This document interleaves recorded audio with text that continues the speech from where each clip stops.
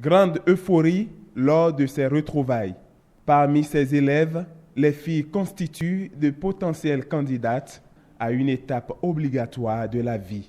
Il s'agit de la ménopause. La ménopause, c'est une méthode naturelle de contraception, mais moi je suppose qu'à un âge donné, la femme est consciente de ce qu'elle ne peut plus concevoir. Donc, nous avons tout fli. Et nous avons zozo.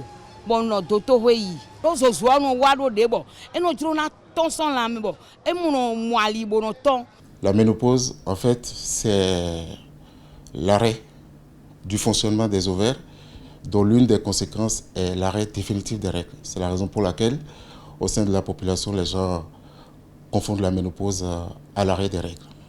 La ménopause n'est pas une maladie. Bien qu'elle ne soit pas une maladie, la ménopause s'accompagne de certains signes. Le signe le plus connu, c'est les bouffées de chaleur. Au niveau de la peau commence par être ridée, le visage aussi.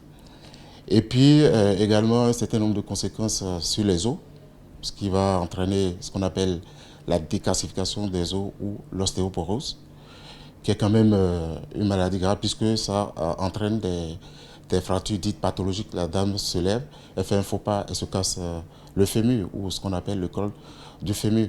Mais également, ça comporte des risques au plan cardiovasculaire. Au plan sexuel et psychosocial, des conséquences sont également au rendez-vous.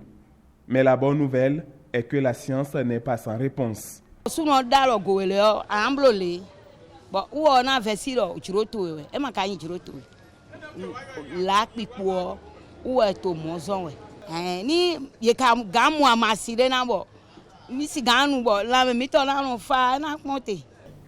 Au plan sexuel, la libido est abaissée, donc le désir sexuel. Et même quand la femme ménopausée va au rapport sexuel, c'est assez laborieux avant que l'orgasme arrive. Et quand ça arrive, c'est assez bref et pas intense. Dans la vie courante, elles sont très irritables, disons qu'elles dépriment.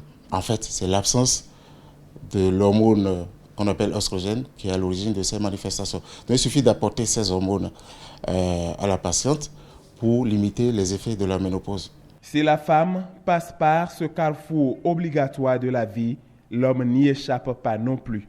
Mais dans ce cas, on parle d'andropause.